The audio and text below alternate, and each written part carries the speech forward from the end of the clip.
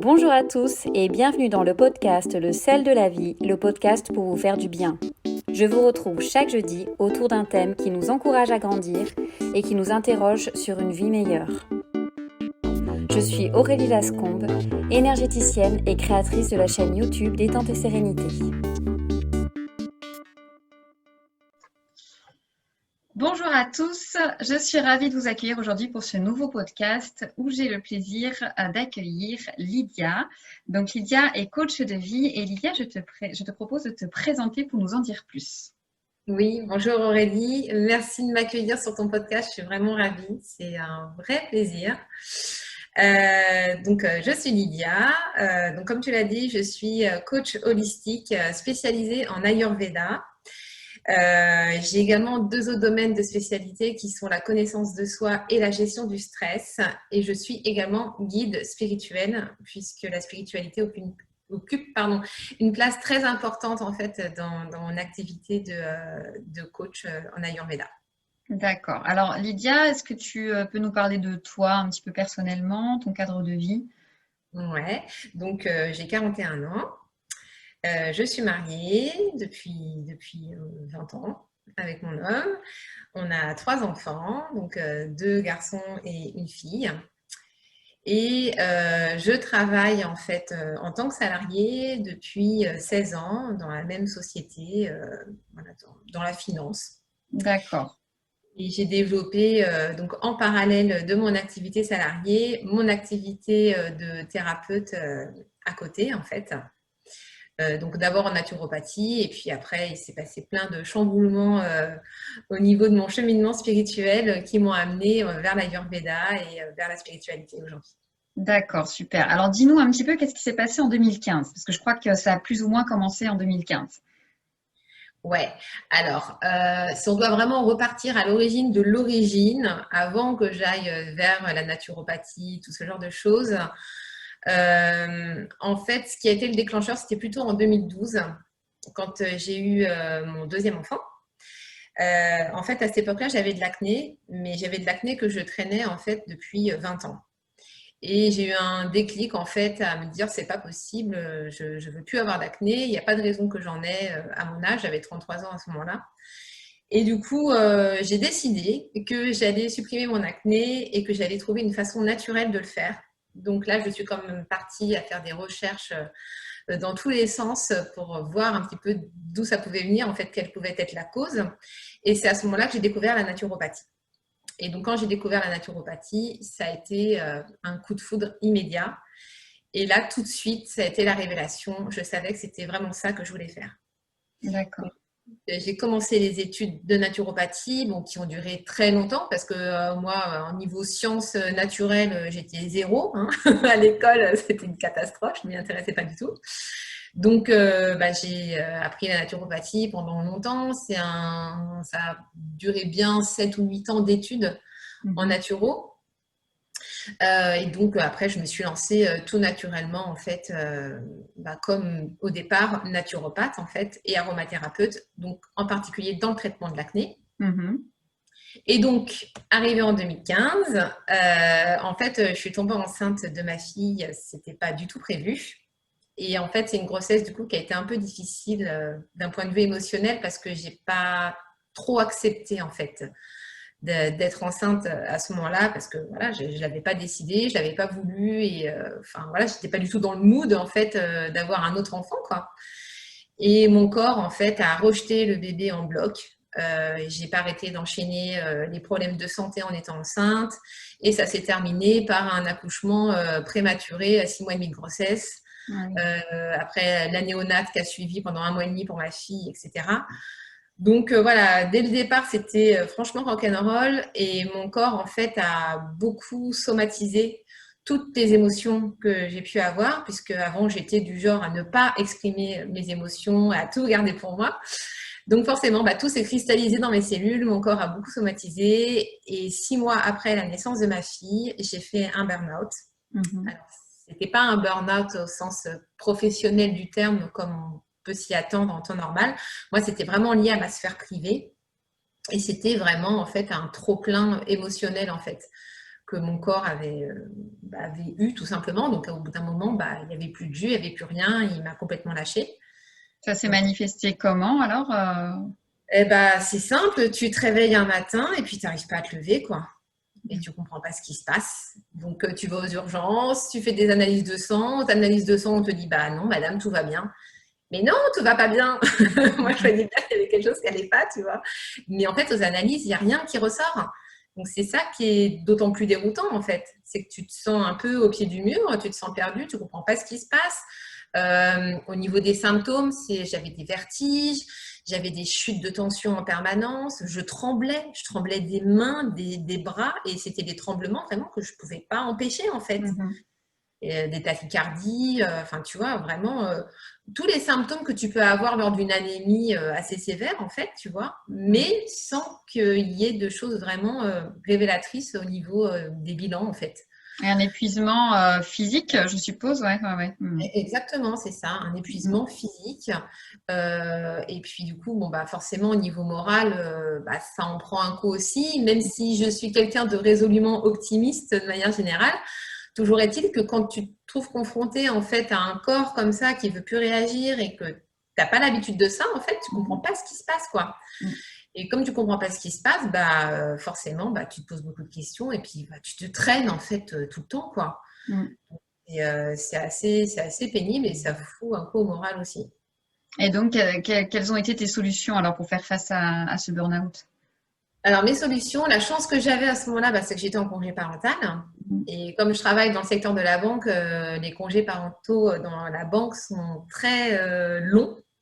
Donc, j'ai eu cette chance de pouvoir rester à la maison, pouvoir me reposer entre 2 couches, 2 biberons et 2 promenades avec ma fille. Et en fait, ce qui s'est passé, c'est qu'on était partis en vacances au ski. Et on était parti faire un tour en fait dans la ville. C'était un tout petit village, trop mignon. Et c'était vraiment rempli de neige, mais au moins 30 cm de neige. Et on est parti faire un tour. Et au départ, je me sentais pas forcément d'attaque pour y aller. Et je me dis, bon, allez, on va quand même y aller, on verra bien. Et en fait, ça a été le point de départ de ma renaissance, on va dire, puisque j'ai expérimenté sans vraiment m'en rendre compte. En fait, c'est un principe en naturopathie qu'on appelle la loi de l'hormèse. En fait, la loi de l'hormèse, c'est en fait, on soumet le corps à des petits stress pour relancer l'élan vital. Donc, il faut que ce soit des stress mesurés qui n'aillent pas au-delà des capacités adaptatives du corps. Mais c'est une façon, en fait, de relancer le corps quand il est en épuisement comme ça, pour qu'il retrouve petit à petit de la vitalité, en fait, et qu'il se remette en marche, en fait, si tu veux. Et en fait, c'est exactement ce qui s'est passé. Suite à cette fameuse promenade, j'ai retrouvé de la vitalité petit à petit, qui est revenue de plus en plus. Donc, du coup, après, j'ai continué vraiment à me pousser, à me bouger, etc. Et voilà, à côté de ça, avec une bonne nutrition, avec des compléments alimentaires aussi pour me rebooster. Petit à petit, en fait, j'ai commencé comme ça à remonter la pente et puis à sortir de tout ça. Alors, tu veux dire que le fait, très concrètement, de prendre sur toi, d'aller au-delà de ton épuisement physique un tout petit peu et de plus en plus progressivement, ça aide en fait le corps à se recharger en énergie, c'est ça? Complètement. Alors après, tu as des niveaux, tu vois. Moi, quand j'ai commencé à mettre ça en place, sans même vraiment m'en rendre compte, finalement, ça faisait déjà 1 an, tu vois, que j'étais en épuisement. Donc, j'avais déjà commencé à reprendre un peu de force avec beaucoup de repos, etc. Mais c'est vrai que la loi de l'hormèse a cette capacité vraiment à pousser un peu le corps dans ses retranchements. Et vraiment, ces micro-traumatismes, en fait, ces micro-stress, vraiment, en fait, poussent le corps à se remettre en route, en fait. Et ça fonctionne, mais vraiment super bien. D'accord. Et alors ensuite, qu'est-ce qui s'est passé? Alors ensuite, donc ça, c'était en 2016, du coup. Non, en 2017. Oui, c'est ça, on était début 2017. Et alors, suite à ce burn-out, en fait, j'ai commencé à avoir des questionnements dits existentiels sur la vie, sur l'existence de Dieu, sur la vie après la mort, etc. Je pense que si tu veux, c'est des questionnements qui sont arrivés à moi un peu comme ça par hasard. Mais je pense qu'ils étaient certainement liés à tout ce côté émotionnel en fait qui était vraiment ressorti en fait, qui s'est exprimé. Et en fait, mon âme s'est dit, c'est le moment de, c'est le moment de se poser les bonnes questions pour avancer dans l'éveil spirituel. Et donc, j'ai commencé à faire des recherches sur, en premier, le sujet de la vie après la mort, après sur l'existence de Dieu, etc. Et puis, de fil en aiguille, en fait, j'ai découvert tout un monde dont je ne soupçonnais pas vraiment l'existence. Bon, disons que je pense que je le savais au fond de moi, mais voilà, j'arrivais pas vraiment à concrétiser les choses. Et c'est comme ça, en fait, que mon éveil spirituel s'est fait et que j'ai reconnecté, en fait, à ma spiritualité, puisque la spiritualité faisait déjà partie de ma vie depuis longtemps, puisque je tiens le tarot de Marseille depuis mon adolescence. Mais voilà, c'était plus comme un amusement que je faisais pour moi ou pour mes amis, mais voilà, pas d'un point de vue professionnel. Et je pense que de toute façon, c'était prédestiné que ça revienne sur le devant de la scène, en fait, dans mon activité professionnelle et dans ma mission de vie à un moment donné. Donc voilà, donc j'ai eu mon éveil spirituel et puis cet éveil spirituel m'a menée sur le chemin de l'Ayurveda, même pas un an après en fait. Et quand j'ai découvert l'Ayurveda, là, ça a été une deuxième grosse claque, quoi. Encore pire qu'avec la naturopathie. C'était une évidence. Et là, j'ai fait une formation que j'ai finie à la vitesse de la lumière. J'avais l'impression de tout connaître, en fait. Comme si ça avait toujours fait partie de moi. Et ce que j'aime dans l'Ayurveda, justement, c'est cette dimension spirituelle qui est hyper importante. Vraiment, cette dimension holistique où on ne traite pas une maladie, mais on traite l'être humain dans son ensemble en prenant en compte tous les plans de sa vie. Et voilà, et c'est vraiment passionnant. Et après, tu as enchaîné sur d'autres formations ou du coup, déjà avec ce bon package Oui, alors j'ai fait une formation dernièrement, j'ai terminé une formation en psychologie positive. C'était important pour moi en fait d'amener une notion de développement personnel un peu plus pragmatique, on va dire, dans ma pratique. Parce que parmi toutes les clientes qui sont venues à moi, que j'ai pu traiter pour des problèmes de santé à la base, en fait, je me suis rendu compte qu'à chaque fois, il y avait toujours une cause émotionnelle. Et donc, je me suis dit clairement, c'est pas possible de guérir le corps uniquement avec de la nutrition ou autre chose si on ne guérit pas d'abord le mental, si on ne guérit pas d'abord l'âme. Parce qu'en fait, si tu veux, en Ayurveda, on considère que 90% des maladies sont d'ordre psychosomatique. Et en fait, tout part de l'alignement entre l'âme, le corps et l'esprit.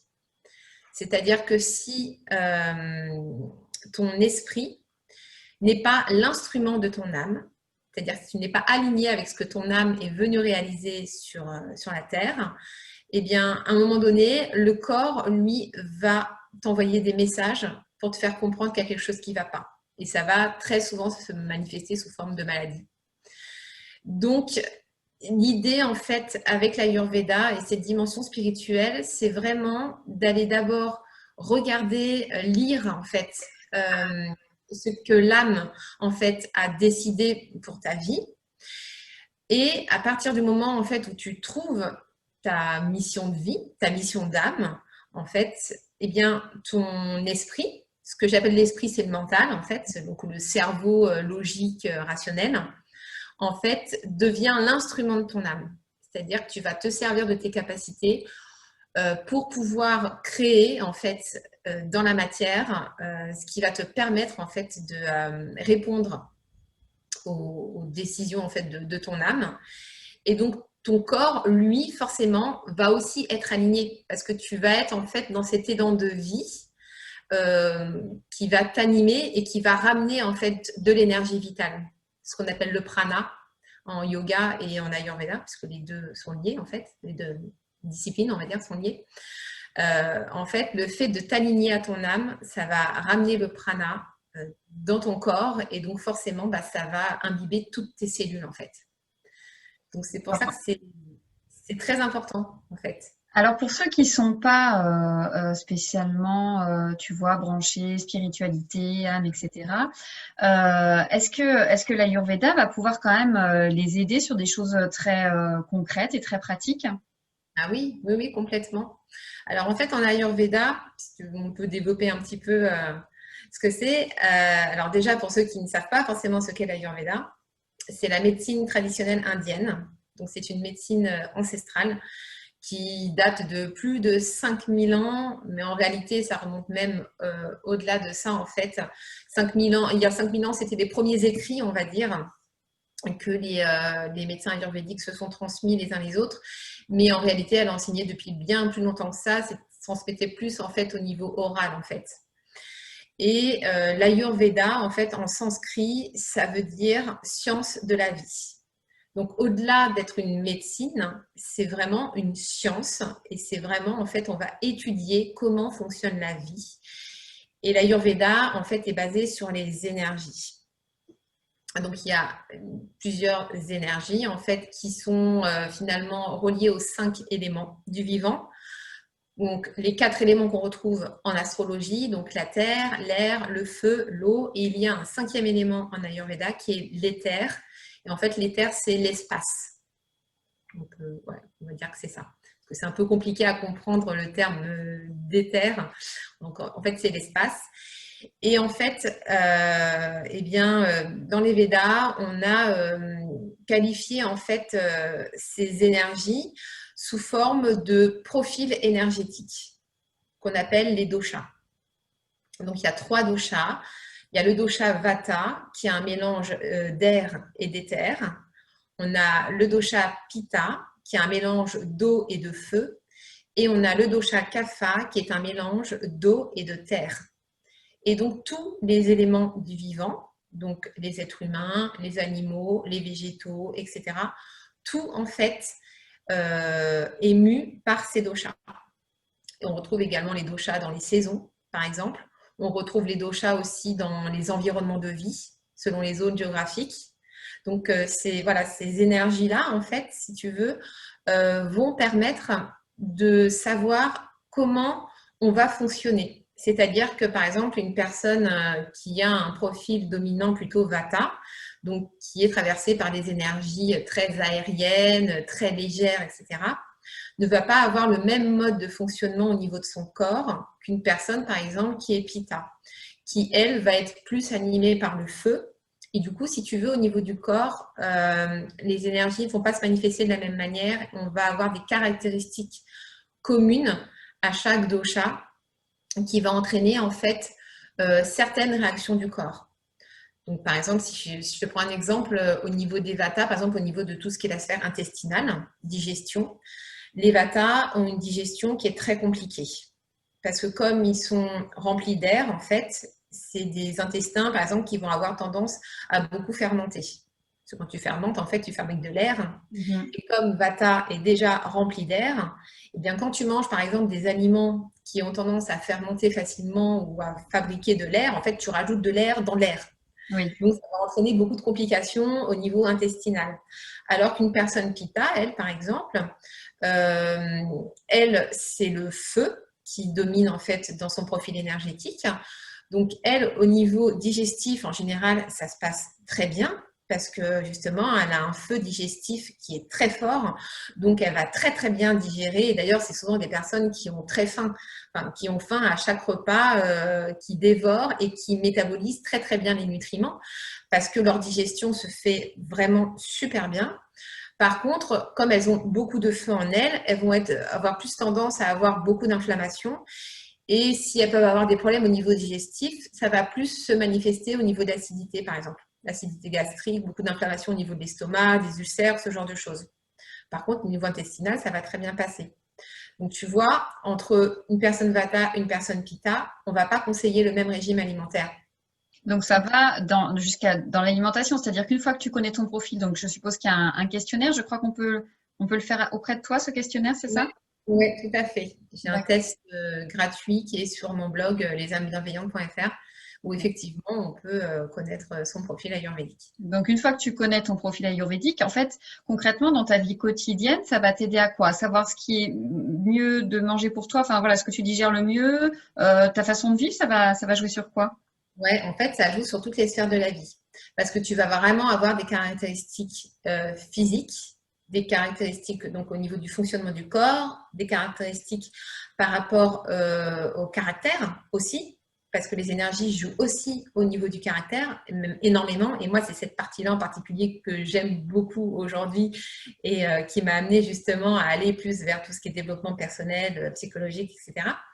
Donc oui, ça va vraiment agir sur toutes les dimensions du corps et de l'esprit. Et du coup, ça te permet en fait de trouver un équilibre naturel qui est beaucoup plus simple en fait. C'est-à-dire que tu vas vraiment savoir comment tu dois t'alimenter, tu vas savoir vers quel mode de vie te tourner pour pouvoir trouver un équilibre et éviter en fait de développer des maladies ou même au niveau de tout ce qui est mental. Tu vas avoir aussi en termes d'hygiène de vie, des rituels à mettre en place. Alors souvent les rituels en Ayurveda, on retrouve souvent les mêmes en fait pour tous les doshas à quelques différences près par rapport aux aliments que tu vas utiliser, au type d'huile que tu vas utiliser. Ça ne va pas être forcément les mêmes. Mais oui, oui, ça impacte en fait toutes les dimensions de l'être et ça permet vraiment de retrouver un équilibre. En fait, si tu veux, quand tu connais ton profil ayurvédique, en fait, tu connais un peu ton mode d'emploi personnel. D'accord, ouais, c'est une belle image. Ouais, voilà, c'est ça. En fait, tu connais ton mode d'emploi, tu sais ce que tu dois faire dans telle ou telle circonstance pour revenir à l'équilibre quand tu sens que le corps est en train de partir ou ton esprit est en train de partir dans des sphères qu'il ne faut pas. C'est vraiment retrouver son équilibre et reprendre possession de qui on est. C'est une connaissance de soi, quoi. Exactement. C'est un Ouais. superbe outil de connaissance de soi vraiment sur tous les plans en fait. Parce que j'ai même vu que, je crois que tu avais partagé un post là-dessus, que tu as même des professions qui sont liées à ton dosha, des sports. Enfin, ça va loin, quoi. Oui, exactement, parce que c'est en fonction des caractéristiques mentales, en termes de caractère. Si tu veux, on peut décrire un peu les trois profils. Je veux bien, oui. Voilà, comme ça pour qu'on puisse un peu mieux s'y retrouver et qu'on sache voilà, un peu de quoi on parle. Alors, on va commencer par les profils Vata. Donc, les profils Vata, donc c'est un mélange d'air et d'éther, comme je te l'avais dit. Donc, au niveau physique, les personnes Vata, en fait, on va les reconnaître parce que c'est en général des profils très filiformes. C'est des personnes qui vont être alors, soit très élancées ou alors vraiment petites, mais toujours très fines. Et c'est le genre de personnes qui peuvent manger des tonnes et des tonnes sans jamais prendre de poids. D'accord. Voilà. Et il y a une raison à cela, c'est que comme elles ont une digestion qui est en général très capricieuse, très compliquée, en fait, elles ont des défauts d'assimilation. Donc certes, elles ne prennent pas de poids parce que justement, elles assimilent très mal les nutriments. C'est ce qui fait qu'elles ne prennent pas beaucoup de poids. Mais du coup, le problème, c'est qu'elles ont aussi une vitalité qui est plus fragile et qu'elles peuvent plus facilement développer des carences ou ce genre de choses. Donc, c'est le revers de la médaille aussi, tu vois. Il n'y a pas vraiment de profil meilleur qu'un autre. En fait, il y a du bon et du mauvais dans chaque. Certes, on ne prend pas de poids, mais par contre, on est très fragile. Donc, il faut faire attention vraiment à avoir une excellente nutrition. Par exemple, les Vata, en termes d'alimentation, c'est le seul dosha qui a besoin de viande. D'accord. Parce que comme ils ont ce défaut d'assimilation, eh bien, ils ont vraiment besoin de nutriments qui soient très forts pour pouvoir un minimum survivre, on va dire, tu vois. Après, d'un point de vue physique, ça va être des personnes qui vont présenter souvent des irrégularités au niveau de leurs traits, qui peuvent avoir un nez un petit peu tordu, des yeux un petit peu asymétriques. Ça va souvent être des visages assez anguleux, aux traits assez marqués, assez saillants, tu vois. C'est des personnes voilà, qui sont en général plutôt assez minces. En général, les Vata, physiquement, on les repère très facilement. Enfin, moi, en tout cas, je les repère très, très facilement. Et au niveau du caractère aussi, il y a des caractéristiques? Oui, bien sûr. Alors, au niveau du caractère, les personnes Vata, eh bien, c'est des personnes qui sont... on dit souvent d'elles qu'elles manquent d'ancrage, en fait. Parce que comme justement elles sont mues par ces énergies très aériennes, c'est des personnes qui sont en général très branchées sur tout ce qui est spiritualité. On va souvent dire d'elles que c'est des personnes un peu perchées, qui sont dans leur monde. Et en même temps, la caractéristique des Vata, c'est la vivacité. En fait, Vata, c'est le dosha du mouvement. Donc, on va retrouver ce mouvement dans leur personnalité. C'est des personnes qui vont parler beaucoup avec les mains, qui vont parler très vite, qui vont avoir 1 milliard d'idées à la seconde qui va passer dans la tête. Et du coup, c'est des personnes aussi qui vont avoir tendance à ruminer très facilement, à avoir une grosse charge mentale. Et l'anxiété, le stress, c'est vraiment quelque chose qui se retrouve beaucoup, beaucoup chez les personnes Vata. Donc, du coup, tu vois, leurs points faibles, ça va être tout ce qui touche en fait au système nerveux. Il va vraiment falloir qu'elle fasse très attention à ça. Et c'est également tout ce qui touche à la sphère digestive et également à tout ce qui est osseux. Puisque comme c'est le dosha du mouvement, bah forcément, bah ça tient compte de tout ce qui est articulation, os, etc. Et du coup, c'est des personnes qui peuvent facilement avoir des problèmes articulaires, des problèmes d'arthrose, ce genre de choses. D'accord, ok. Ça, c'est les Vata alors. Ok. Voilà, ça, c'est les Vata. Le profil Pitta, donc eux, au niveau physique, c'est des personnes qui sont bien proportionnées, qui ne sont pas spécialement super grandes ou super petites, mais qui sont vraiment bien proportionnées partout, qui peuvent facilement se muscler, sans être non plus, voilà, mais enfin, en tout cas, c'est des personnes qui sont équilibrées en fait en termes de physique sur tous les plans. C'est des personnes donc, qui sont animées en particulier par le feu, donc elles ont un feu digestif qui est assez fort. Du coup, elles n'ont pas de problème en général dans tout ce qui concerne l'assimilation, comment dire, la digestion, etc. Pitta, c'est vraiment le dosha de la transformation. Donc, tout ce qu'elles vont manger, par exemple, en termes de nourriture, ça va être tout de suite assimilé, transformé, réutilisé. C'est des personnes qui sont très énergiques. En termes physiques, ouais, c'est à peu près tout ce qu'on peut dire sur les Pitta. Et alors, au niveau caractère, c'est des personnes, en fait, moi, j'appelle ça en plus un peu des guerriers. C'est des guerriers dans l'âme, c'est des personnes qui sont très volontaires, hein, qui sont déterminées, qui savent vraiment ce qu'elles ont à faire. Elles ont un esprit très yang, en fait, une énergie très masculine. Elles sont très structurées, très organisées. Elles savent exactement là où elles vont, ce qu'elles ont à faire. Et elles aiment beaucoup en fait ça, donc c'est pour ça que souvent en fait chez les Pitta on retrouve des leaders par exemple, des dirigeants, des managers, ce genre de choses, parce que c'est des personnes en fait qui sont vraiment douées pour ça, qui sont douées pour mener les autres et pour organiser, structurer les choses. Le défaut qu'ils ont, c'est qu'ils ont tendance souvent à mettre la barre trop haute. En fait, ils aiment beaucoup les challenges, les défis. Et du coup, ils aiment bien eux aussi se challenger. Mais le problème, c'est que souvent, en fait, ils n'arrivent pas à se mettre de limites. Parce que comme ils sont dans cette énergie très volontaire, en fait, si tu veux, ils pensent qu'ils peuvent tout faire. Et du coup, ils ont souvent tendance, en fait, à aller au-delà de leur capacité énergétique. Et c'est pour ça que chez les personnes Pitta, on retrouve beaucoup de personnes qui peuvent se retrouver en burn-out. Bon, là, sur le coup, c'est vraiment au niveau du burn-out plus professionnel que privé. Quoique ça peut être les deux. Mais c'est vraiment ça, en fait. C'est vraiment l'idée de trop tirer sur la corde, de ne pas réussir à se fixer des limites et aller trop loin. Donc, il faut qu'elle fasse attention à ça. Et l'autre problème majeur qu'on retrouve chez les Pitta, c'est tout ce qui est inflammation, tous les problèmes d'inflammation, parce que comme c'est une énergie en fait qui est volcanique en fait, tu vois, du coup en fait ces personnes-là, si elles se laissent aller à des excès de colère ou d'agressivité, qui ressort assez facilement d'ailleurs chez elles, hein, parce que c'est comme des volcans en sommeil en fait. Hein. Dès qu'il y a quelque chose qui les énerve ou quoi, elles ont tendance à vite exploser.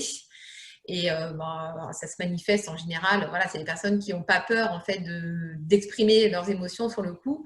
Et donc, il vaut mieux se planquer quand ça arrive.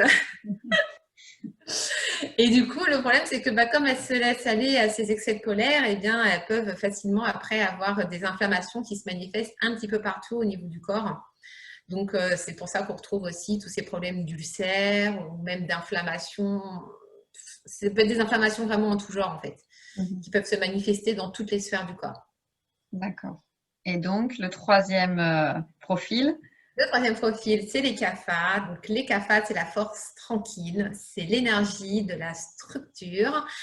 Et alors, eux, en fait, c'est des personnes, alors physiquement, en général, c'est des physiques qui sont assez bien bâties, qui sont assez costauds. Et c'est d'ailleurs souvent des personnes qui ont tendance à prendre très facilement du poids. Donc, on va les reconnaître avec des épaules larges, avec des traits aussi qui vont être assez larges, assez charnus. On va retrouver au niveau des cheveux, ça va souvent être des cheveux plutôt à tendance grasse, une peau à tendance grasse. Parce que les kapha ont cette particularité en fait à tout garder, à tout stocker en eux. C'est l'énergie en fait de l'eau et de la terre. Et tu vois, en fait, quand tu mélanges l'eau et la terre, ça forme de la boue, en fait. Et la boue, bah, c'est difficile à mouvoir, c'est froid, c'est visqueux. Et on retrouve, en fait, ces caractéristiques-là au niveau physique aussi chez ces personnes. Donc, les kapha, souvent, ça va être des personnes qui vont avoir du mal à se bouger. Tu vois, qui vont être très casanières, qui vont être… en fait, si tu veux, ils ont une très bonne énergie, en vrai. En vrai de vrai, ils ont une excellente énergie, ils ont une très bonne endurance. Et quand ils s'y mettent, vraiment, ils se mettent à faire du sport, etc., ils peuvent avoir d'excellents résultats. Mais le problème, c'est qu'ils ont du mal à s'y mettre. Ils ont beaucoup de mal à se bouger. C'est des personnes qui, en général, ont plutôt une bonne santé et qui ont une très bonne longévité. C'est ceux d'ailleurs qui ont la meilleure espérance de vie. Bon, par contre, voilà, il faut vraiment qu'ils se fassent violence, en fait, si tu veux, pour bouger. Parce que s'ils ne bougent pas, ils peuvent quand même aller au-devant de problèmes de santé. Parce que comme c'est des personnes, en fait, qui gardent tout et qui stockent tout, l'eau, le gras, etc., eh bien, ils peuvent très facilement prendre du poids. Donc, ils sont obligés quand même de s'astreindre à avoir une activité sportive qui va leur permettre quand même de bouger tout ce qui est lymphe, circulation sanguine, etc., tu vois, pour entretenir en fait la machine, hein, tout simplement. Et au niveau caractère, alors c'est des personnes, moi je les adore parce que c'est des personnes qui ont en général le cœur sur la main, qui sont très portées sur le sentiment, sur l'amour des animaux, des enfants, etc. C'est vraiment des personnes, tu vois, sur qui tu peux te reposer, à qui tu peux te confier, qui sont vraiment apaisantes parce que c'est des personnes aussi qui sont très calmes dans leur façon d'être, tu vois. Elles sont posées. Dès que tu es à côté d'une personne kapha, tu te sens bien, tu vois. Tu te sens tout de suite apaisé. Moi, c'est ça que j'adore chez eux. Et en termes de caractère, là où il faut qu'ils fassent attention, c'est à ne pas se laisser aller à peut-être de la mélancolie ou ce genre de choses. En fait, c'est des personnes qui s'attachent beaucoup aux choses, tu vois, qui ont beaucoup de mal, par exemple, à jeter des objets, tu vois, qui sont très attachés à leurs souvenirs, à leur maison, ce genre de choses. Et du coup, bah, ils sont très facilement nostalgiques, mélancoliques et ils peuvent avoir tendance à tomber dans la dépression. Donc, il faut qu'ils fassent attention à ce petit côté-là et qu'ils n'hésitent pas quand même à aller vers les autres ou vraiment à se mettre en mouvement en fait. Parce qu'ils voilà, ils peuvent avoir très facilement tendance à se laisser aller un peu à leur paresse, on va dire, quand leur dosha est vraiment déséquilibré, tu vois. Et donc, il faut qu'ils fassent un peu plus attention à ça. Ce qui est rigolo, c'est que est-ce qu'on pourrait pas, je ne sais pas si ça a déjà, enfin voilà, si c'est fait, relier ça à des signes astrologiques? Alors, c'est la question que je me suis posée, effectivement. Alors, effectivement, des fois, ça se retrouve. Des fois, ça ne se retrouve pas forcément. D'accord, ok. Ça dépend. Par exemple, tu vois, moi, je suis de double constitution. Alors, ouais, Alors c'est ça ma question aussi. Est-ce qu'on peut être plusieurs profils en même temps?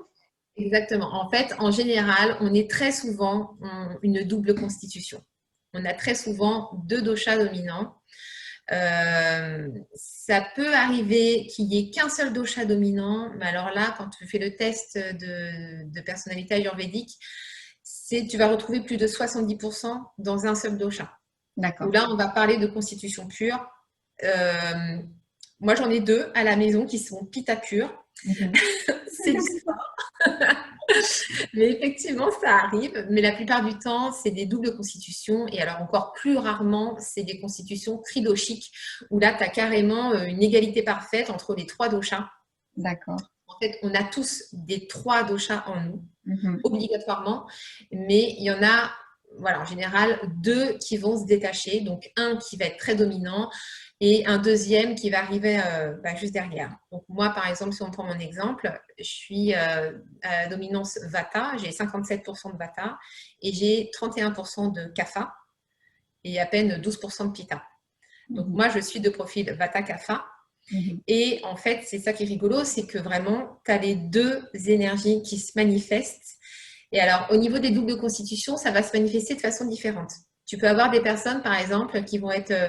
donc moi, par exemple, pourrais dire que physiquement, je pourrais être complètement Vata et avoir un caractère complètement Kapha, ou l'inverse.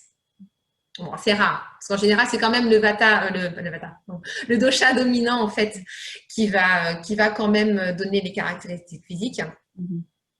Mais des fois, tu peux avoir un mélange des 2. Et moi, j'ai vraiment un mélange des 2, aussi bien physiquement qu'au niveau caractère. Donc, tu vois, au niveau physique, donc j'ai le physique mince et élancé, grand, etc., longiligne des Vata. Effectivement, je peux manger énormément, je ne prends pas de poids. Donc, ça, c'est vraiment rattaché à ça. Mais par contre, quand tu regardes plus dans le détail au niveau de mes traits, j'ai les cheveux plutôt à tendance grasse, la peau du visage qui est à tendance grasse aussi. J'ai les lèvres plutôt charnues, j'ai des sourcils assez fournis, des grands yeux, un nez un peu épaté, le visage plutôt large. Et ça, c'est caractéristique de Kapha, par exemple, tu vois. D'accord. Et tu prends la peau de mon corps, elle est sèche, en mode crocodile. Et ça, c'est plus une caractéristique de Vata. D'accord, ouais, c'est un mix vraiment. Exactement. Et au niveau du caractère, c'est pareil. C'est-à-dire que la plupart du temps, dans ma journée, je vais plutôt être posée, vraiment calme, tranquille. Et puis, il suffit que je commence à parler de quelque chose qui me passionne ou qui m'intéresse particulièrement. Et alors là, je peux partir dans des excès de vivacité, à parler super vite. Enfin, tu vois, il y a vraiment les 2 en fait qui se mélangent et qui alternent comme ça en fait en permanence. Et c'est vraiment rigolo. Donc c'est ok. Donc ça c'est voilà tout ce qui est c'est passionnant hein, l'Ayurveda c'est vrai que c'est très chouette. Donc ça fait partie. Tu mixes ça donc avec la naturo parce que de toute façon je pense que c'est complètement Ouais. relié au niveau alimentaire. Et tu as aussi d'autres choses que tu proposes. Donc tu disais plutôt en guidance spirituelle. Donc tout ça est relié. Comment tu fonctionnes avec tout ça? Ouais, tout ça est relié parce que moi, en fait, si tu veux, dans ma pratique, au départ, j'étais plus sur tout ce qui était guérison du corps, etc. Et puis, plus ça va et plus je me tourne vers tout ce qui est, en fait, fonctionnement au niveau psychologique, le développement personnel. Et en fait, moi, la spiritualité me sert à des fins de développement personnel, en fait, si tu veux. Donc là, depuis peu, en fait, eh bien, je propose effectivement des guidances spirituelles. Donc, ça va être des guidances avec le tarot de Marseille, avec des oracles, qui vont servir en fait de base de développement personnel, en fait. Donc moi, en fait, je suis plus tournée vers les femmes. Et en fait, j'aide les femmes justement qui sont bloquées dans leur vie, qui sont un peu en perte de sens comme ça, en fait, à les aider justement à débloquer la situation, que ce soit dans leur vie professionnelle ou dans leur vie privée. Donc, on va faire un état des lieux, en fait, si tu veux, à l'aide de tirages pour voir un petit peu ce qui ressort, les choses qu'elles peuvent avoir à travailler. Et je les accompagne aussi, du coup, du point de vue psychologique, avec l'aide de la psychologie positive, justement, pour les aider à débloquer certaines croyances qu'elles peuvent avoir qui les bloquent dans leur vie ou leur apporter aussi, tu vois, une façon de voir la vie différente en lien justement avec la spiritualité et en lien avec les lois de l'univers. Je leur explique un peu comment ça fonctionne en fait au niveau du monde astral, le fonctionnement de l'âme en elle-même, ce qu'on est venu incarner sur Terre. Et au final, en fait, je les aide vraiment en fait à trouver leur mission de vie, à trouver leur mission d'âme, à ce qu'elles puissent retrouver en fait cet élan de vie en elles. Que c'est souvent des femmes en fait qui sont un peu dans leur vie vraiment en mode pilote automatique si tu veux, et qui à un moment donné, en fait, sentent qu'il y a un mal-être, mais sans vraiment savoir d'où ça vient. Donc moi, je les aide en fait à se reconnecter en fait à leur âme, à leur corps, parce que l'âme utilise le corps pour faire passer les messages. Et on travaille ensemble en fait à pouvoir trouver en fait cette mission de vie en fait que leur âme est venue leur apporter. Donc j'utilise des outils pragmatiques, on va dire, donc qui sont le profil ayurvédique, puisque ça va déjà commencer à nous donner certaines pistes au niveau du fonctionnement, etc., et des domaines dans lesquels elles peuvent exceller, tu vois. Il va y avoir aussi tout ce qui est astrologique, où je vais prendre en compte également leur ciel astral par rapport à leur signe solaire, leur signe lunaire, leur ascendant, et dans quelles énergies elles se trouvent aussi au niveau astrologique. Et c'est là, tu disais effectivement qu'on peut faire le lien entre les deux, et souvent on retrouve en fait des deux ensemble, mais on va dire que c'est plus complémentaire en fait. Et je fais aussi leur thème tarologique de naissance. Ça, c'est un truc vraiment particulier en fait. C'est un tirage de tarot, mais qui est fait en fait à partir de la date de naissance et qui va donner vraiment en fait une lecture générale de l'âme en fait, de ce qu'elle est venue faire, de les défis auxquels elle va avoir à faire, les qualités en fait, les talents sur lesquels elle peut se reposer, etc. pour arriver en fait à réaliser leur mission de vie. Et à côté de ça, il va y avoir du coup tout le travail aussi sur le fait d'apaiser le mental, en fait, de vraiment faire une pause par rapport à ça pour laisser en fait l'âme s'exprimer, se reconnecter à son intuition, réussir enfin à entendre les messages de son âme et vraiment trouver en fait ce qu'elles ont au fond du cœur et ce qu'elles ont vraiment envie de réaliser. D'accord. Alors, waouh, c'est super complet. Ouais. Et finalement, en fait, toi, tu dirais que tout ce qui s'est passé depuis 2015 jusqu'à maintenant, qu'est-ce que tout ça, ça t'a apporté, toi, personnellement, dans ta vie? Qu'est-ce que ça a changé, en fait, ce cheminement et cette période difficile avec ce burn-out et jusqu'à ta reconstruction et le lancement de toute cette activité qui est superbe? Qu'est-ce que ça t'a apporté? Bah, ça m'a apporté un sacré ennui, déjà, c'est clair. Et puis, c'est vrai que quand tu t'ouvres à la spiritualité, à la connaissance de soi, en fait, rien n'est plus pareil. Parce que déjà, en termes d'éveil spirituel, quand tu prends conscience, en fait, que tu n'es pas là par hasard et que tu es accompagné, en fait, dans tout ton cheminement de vie, quoi que tu fasses, bah, en fait, tu sais que tu n'es plus seul et que tu as toujours des piliers sur lesquels tu peux te reposer. Et du coup, bah, tout est possible en fait. C'est-à-dire que toutes les choses qui te semblaient compliquées, bon, peuvent toujours être compliquées de prime abord, mais tu sais que tu as les ressources en toi pour pouvoir avancer et trouver des solutions. Et du coup, tu n'as plus du tout le même regard sur les choses, tu vois. Même les difficultés que tu peux avoir dans ta vie, quand tu n'es pas ouvert à la spiritualité, bah, tu les subis la plupart du temps, en fait. Et tu t'enfonces dedans et tu as l'impression que tu ne trouveras jamais d'issue. Alors que dès le moment où tu t'ouvres à ta spiritualité, tu sais que tu vas pouvoir, en fait, trouver les réponses. Et tu sais que tu vas pouvoir avancer, tu sais que tu vas pouvoir t'en sortir. Et tu sais aussi que ces difficultés sont là justement pour te faire grandir, sont là pour te faire avancer en fait dans ton cheminement. Et d'ailleurs, c'est souvent le cas, qu'on soit ouvert à la spiritualité ou pas. Bien souvent, quand on passe des périodes difficiles de sa vie et qu'on regarde en arrière, on se rend compte finalement que toutes ces passes difficiles nous ont énormément appris et souvent on va se dire oh là là, mais tu te rends compte, si j'avais pas eu ça dans ma vie, ça m'aurait jamais mené jusque-là et je ne serais pas là où j'en suis aujourd'hui. Et c'est là qu'on se rend compte vraiment que dans toutes les difficultés de la vie, quelles qu'elles soient, même les plus difficiles, il y a toujours un cadeau en fait à l'intérieur, il y a toujours un apprentissage à en retirer. Et c'est ça vraiment que j'adore en fait dans la spiritualité. C'est que tu sais que quoi qu'il arrive, bah, c'est là pour une raison. Ouais, ouais. Ça t'amène vraiment à avoir cette résilience, ce nouveau regard sur la vie. C'est vraiment un changement total d'état d'esprit. C'est que tu ne prends plus du tout les choses de la même manière. Même les choses qui peuvent te blesser au premier abord, en fait, t'encaisses beaucoup plus facilement. Tu dis, ok, c'est dur, c'est chaud, mais je sais que c'est pour mon bien, en fait. Ok, super. Merci beaucoup, Lydia. Je t'en prie.